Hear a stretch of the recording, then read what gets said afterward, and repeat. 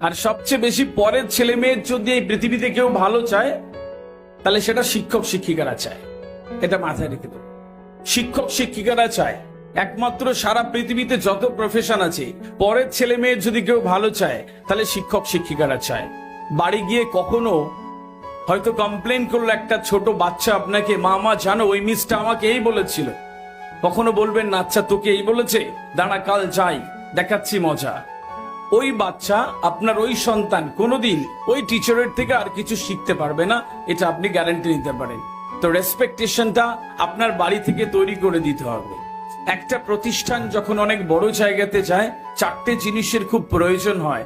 একটা তো স্টুডেন্টস আছে, একটা ম্যানেজমেন্ট, একটা প্যারেন্টস আর একটা টিচার।